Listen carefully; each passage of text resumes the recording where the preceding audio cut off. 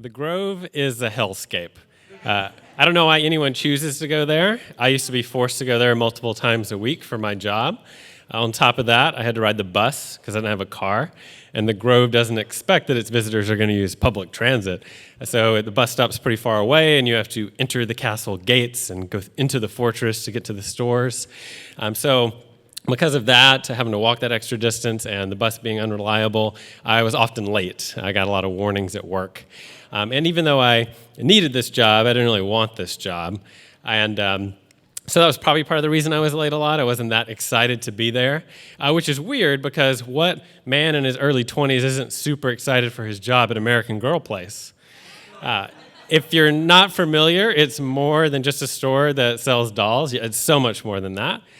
They have a restaurant, a hair salon, a photo studio, a doll hospital, and a theater. Well, they had a theater. It closed after I left.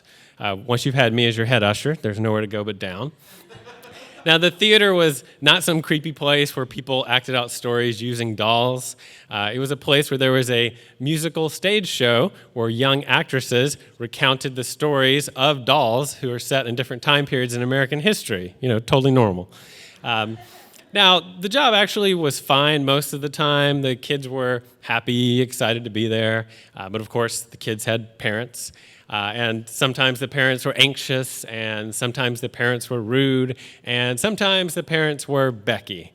I don't know if that was this woman's actual name, but she acted just like a Becky, and I think by the end of this story, you'll agree with me.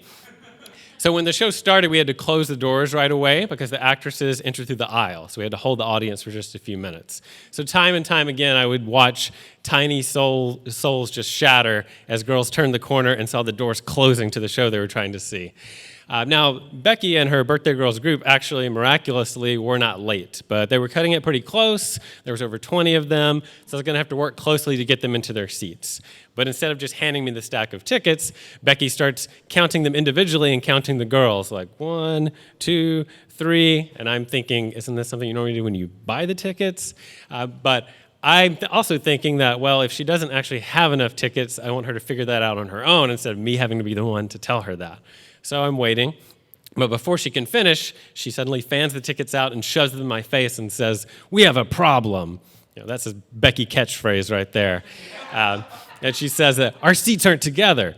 So I take a look at them and I see, oh, they're all even numbers. It's a common misunderstanding. I tell her, oh, actually, these seats are next to each other. Don't worry. She said, no, because of course she knows more than I do. Look at them. 10, 12, 14. She keeps going. Becky can count by 2 as well. So I explain, I promise you the seats are together. That's just the way they're numbered. And she says, that doesn't make any sense. I'm like, well, Becky, I could waste valuable time explaining to you that the numbering system is set up that way so I can look at the ticket and know that the evens are all in the middle section and the odds are all in the left section, the ones 50 or higher are all in the right section, or you can just trust me, I can get you to your seat.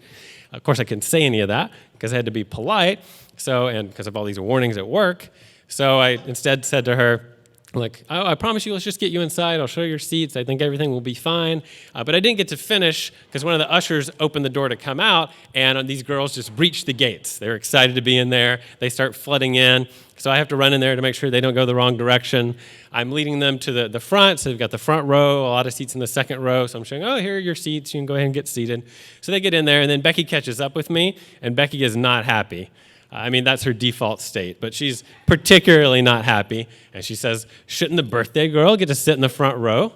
I'm like, well, I'm sorry, Becky. I didn't know which girl was your daughter because none of the kids were yelling at me. But instead, I say to her, oh, they can sit wherever you'd like, but we do need to hurry. We need to get the aisles clear so we can get the show started. So Becky, grabs her daughter, who seems perfectly fine and nice, but she's like 6, so it's only a matter of time. So she takes her to the front, but instead of getting her in a seat, she has her stand in front of the stage and then says, girls, gather around. I want to get a picture. And I have to say, oh, I'm sorry, ma'am, there's no photography allowed inside the theater. Becky doesn't like being told no. So instead, she has the girls turn the other way, so they're standing in front of their seats. She gets them all there, has her camera out. She's leaning back in front of the stage, trying to get them all in frame. Now, I've been trained for this. We're not just supposed to tell the customers they can't tell photos. If we have the opportunity, we're supposed to be like secret service agents and ruin the shot. So I step in front of the girls right as Becky presses the button. I'm really curious what my face looks like in that photo, but I'm sure it's nowhere near as interesting as what Becky's face looked like after I did that. She looked like someone snatched the last discounted pair of leggings at Lululemon. So anyway, she says, I was trying to take a photo. I'm like, I know, as I said, I'm sorry, there's no pictures allowed inside the theater. She's like, it wasn't of the stage, it was just of the girls. I'm like, I know, that's just our policy. She's like, that doesn't make any sense. Becky and Logic are really having it out today. So I tell her, I'm sorry, ma'am, but I hold my ground. I wait till she puts the camera away. And then I'm trying to seat the girls. I look up in the tech booth, and the tech person's looking at their watch, pointing at me we got to get the show started, because the actresses in the show, they're all unionized. They don't play around, Becky or no Becky. So people are starting to sit down, thankfully, but all these girls are running around, and I'm moving around trying to step on anyone, and I accidentally bump into the birthday girl. Now, she was fine, but she dropped her doll. So I picked it up. It seemed all right. Brushed it off, handed it back. Oh, I'm so sorry. Here you go. And the girl seemed fine, but Becky storms over like I just slapped her kid in the face or something.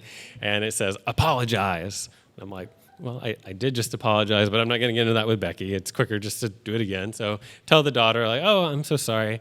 And then Becky says, apologize to Samantha. Now, if you don't know, Samantha is the name of the girl's doll. Samantha's from the Victorian era. She's an orphan. She lives with her grandmother, but she's pretty rich. Her life's pretty good compared to all the other dolls. I mean, you don't need to know her whole life story like I had to learn. What's important is that I'm standing there, a grown man, being asked to apologize to an inanimate object in a theater full of people. I'm not getting paid for this, but I am getting paid for this job, and I've had all these warnings, and if Becky complains enough, maybe I don't get to keep this job, so I've got a big decision to make. As you heard earlier, I no longer work at American Girl Place, because after I swallowed my dignity and apologized to the doll and worked there a few more months, I quit after I found a better job. Thank you.